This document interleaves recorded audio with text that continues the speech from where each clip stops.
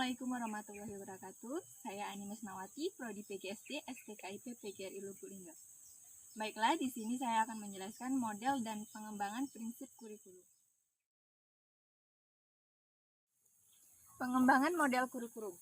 Pengembangan model kurikulum ini adalah suatu sistem dalam bentuk naratif, matematis, grafis, serta lambang dalam penyusunan kurikulum yang baru, ataupun penyempurnaan kurikulum yang telah ada, yang memberikan relevansi bagi masa yang mendatang. Model-model pengembangan kurikulum. Yang pertama, model administratif. Model ini adalah model pengembangan kurikulum yang paling lama, ataupun sering disebut dengan garis dan staff atau top down, atau line staff.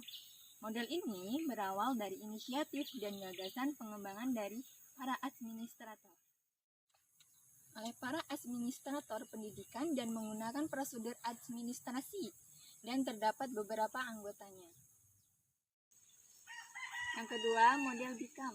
Model ini diformulasikan oleh G.A. BICAM yang memberikan arti bahwa kurikulum ini terdapat dari proses pengembangan kurikulum yang meliputi 5 tahap. Yang pertama, menentukan area atau wilayah yang akan dicangkup oleh kurikulum. Kemudian yang kedua, menentukan tahap. Tahap ini ditentukan oleh pemegang wewenang yang dimiliki oleh pengambil kebijakan di bidang kurikulum. Kemudian yang ketiga, menetapkan personalia. Yang keempat, ini selanjutnya implementasi kurikulum. Dan yang terakhir, yang kelima, evaluasi kurikulum. Yang keempat, model demonstrasi. Model demonstrasi ini adalah suatu upaya inovasi kurikulum dalam skala kecil yang selanjutnya digunakan dalam skala luas.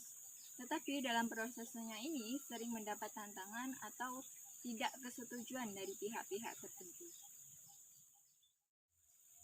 Selanjutnya yang kelima, model tabel. Model ini menjelaskan bahwa para guru seharusnya memulai proses pengembangan kurikulum dengan mendesain unit-unit pembelajarannya di sekolah. Bukan dari pendesain umum yang luas, namun menggunakan pendekatan deduktif. 5 langkah pengembangan ini. Yang pertama, dengan membuat unit-unit eksperimen, kemudian menguji unit-unit eksperimen, dan mengadakan revisi dan konsolidasi. Kemudian mengembangkan kerangka kurikulum, dan yang terakhir, implementasi, diseminasi unit-unit baru.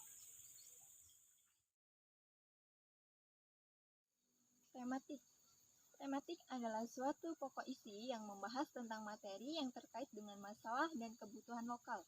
Kemudian akan dijadikan sebuah tema ataupun menjadi judul dalam proses pembelajaran. Pembelajaran tematik. Pembelajaran tematik adalah pembelajaran yang terpadu yang melibatkan dari beberapa pelajaran atau bahkan lintas rumpun dalam pembelajaran yang dikaitkan dengan tema-tema yang tertentu. Pembelajaran tematik. Pembelajaran tematik adalah pembelajaran yang terpadu yang melibatkan dari beberapa pelajaran atau bahkan lintas rumpun dalam pembelajaran yang dikaitkan dengan tema-tema yang tertentu. Pembelajaran tematik ini melibatkan beberapa komponen dasar, hasil belajar, dan indikator dari sebuah mata pelajaran, atau bahkan beberapa mata pelajaran yang lainnya.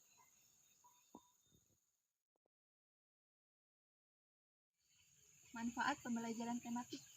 Dengan menyatukan beberapa kompetensi dasar dan indikator serta isi mata pelajaran, maka akan terjadi penghematan karena tumpang tindih materi bisa dikurangi atau bahkan bisa dihilangkan. Kemudian peserta didik mampu melihat hubungan yang bermakna karena materi pembelajaran lebih berperan sebagai alat atau sarana, bukan tujuan akhir. Kemudian pembelajaran menjadi lebih lengkap sehingga siswa akan mendapat pengertian yang lebih tentang mengenai proses-proses materi yang tidak terpecah-pecah.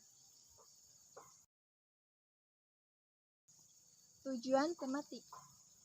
Tujuan tematik ini yang pertama dapat meningkatkan keterampilan kepada siswa, meningkatkan gairah belajar, dan menumbuh kembangkan keterampilan kepada siswa yang belum diketahuinya. Kemudian dapat meningkatkan pengembangan konsep pada setiap pelajaran yang diterima oleh siswa.